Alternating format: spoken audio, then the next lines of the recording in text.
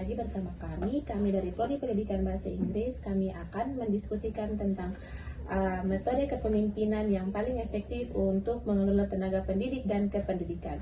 Baik, sebelum itu kami akan memperkenalkan diri.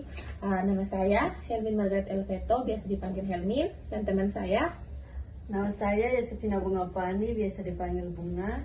Nama saya Maria Regina Salkan, biasa dipanggil Regina. Dan nama saya Ivon Kristopia Bere, biasa dipanggil Ivon.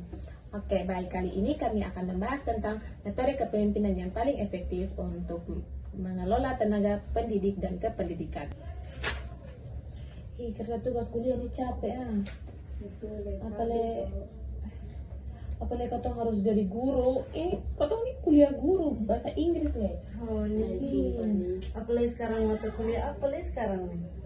Manajemen pendidikan. Manajemen pendidikan. Kau dia akan jadi guru, please. Besok itu. Please, kau akan jadi guru. Kau bisa siap jadi guru. Jujur sih, saya belum bisa sih jadi pemimpin. Apalagi belum tahu nih apa saya dalam kepemimpinan itu bagaimana. Maksudnya baru harus pimpin murid lagi. Woi, bukannya kau tuh ada tugas dari ini, Bruder? Tugas apa? Tugas ini apa nih? Kepemimpinan nih. Tugas banyak. Tugasnya bagaimana? Ada soal kok. Ada, tadi ada ini. Siapa yang kirim kok? Oh, sabar ya dia. Coba. Apa ini tugasnya? Metode kepemimpinan yang paling efektif untuk mengelola tenaga pendidik dan kependidikan. Itu Model kepemimpinan. Apa itu? Mesti ada struktur itu dari mana? Model kepemimpinan. Model kepemimpinan yang paling efektif untuk tenaga pendidik dan kependidikan. Menurut beta,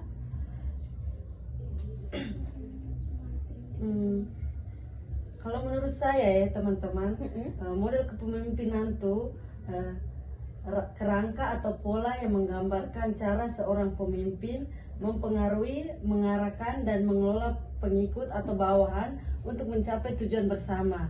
Terus beberapa hari yang lalu tuh saya juga ada baca artikel teman-teman. Jadi judul artikelnya itu mengenal kepemimpinan dan model kepemimpinan. Nah, teman-teman di situ tuh mereka menjelaskan bahwa kepemimpinan itu adalah tentang bagaimana mempengaruhi orang lain, bawahan atau pengikut agar mau mencapai tujuan yang diinginkan sang pemimpin. Satu lagi, menurut Rifai 2018,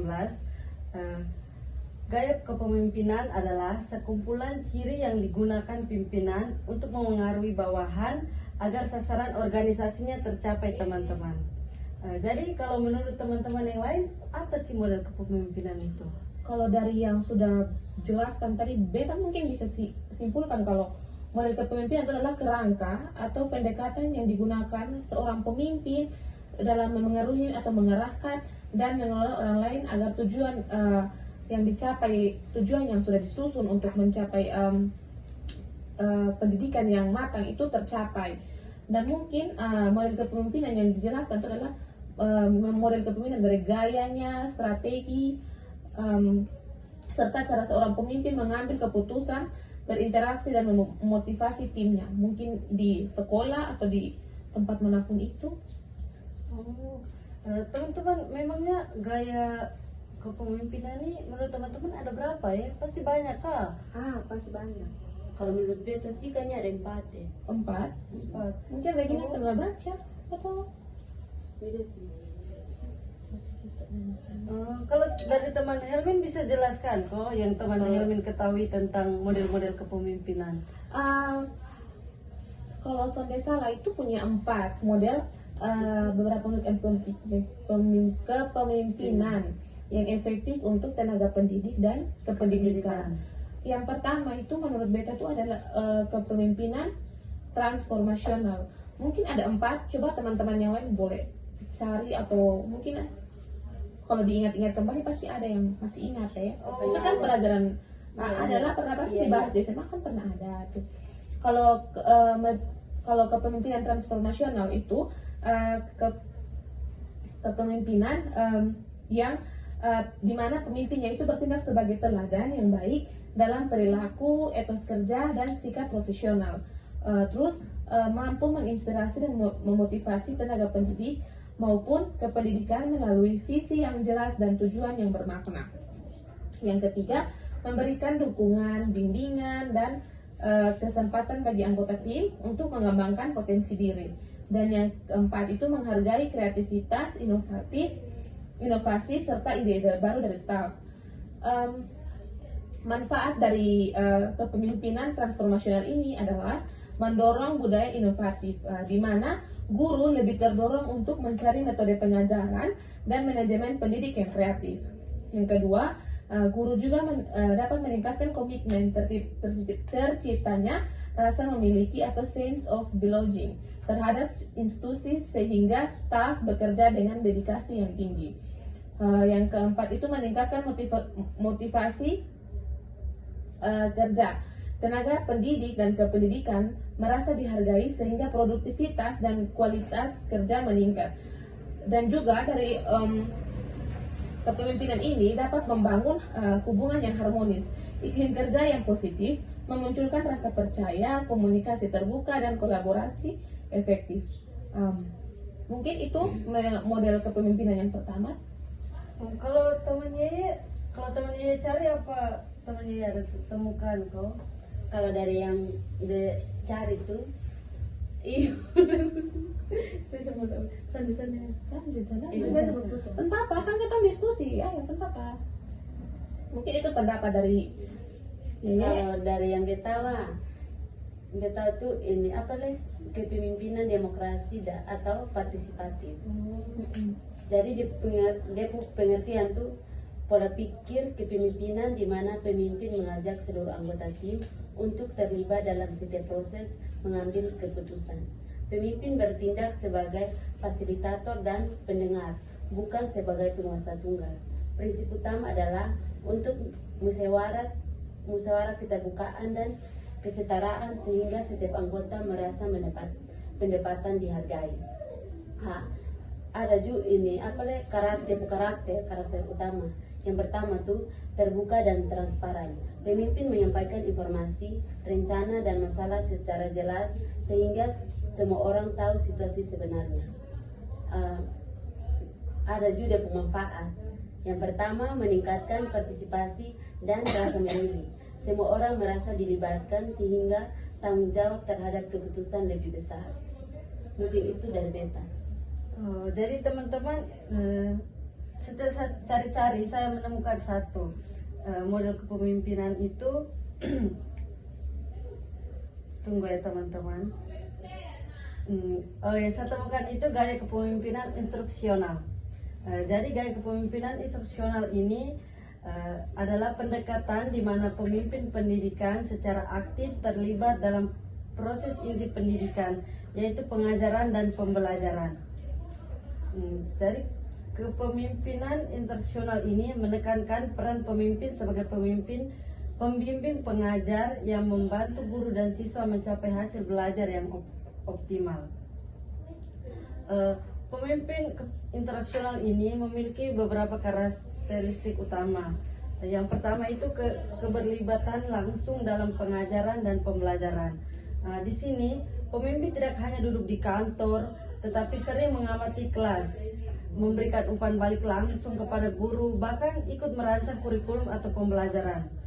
Misalnya, kepala sekolah bisa bergabung dan diskusi kelas untuk mendemonstrasikan metode pengajaran inovatif seperti pembelajaran berbasis proyek.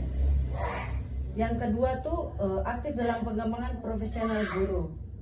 Terus yang ketiga, fokus pada data dan evaluasi. Berikut nih teman-teman, ini dia punya manfaat dari gaya kepemimpinan instruksional. Jadi yang pertama itu meningkatkan kualitas pengajaran. Yang kemarin kita bahas tuh masih ada satu lah yang belum kita bahas. Apa tuh yang kita bahas? Kepemimpinan situasional. Oh iya Kak, apa Coba tuh? itu yang kemana?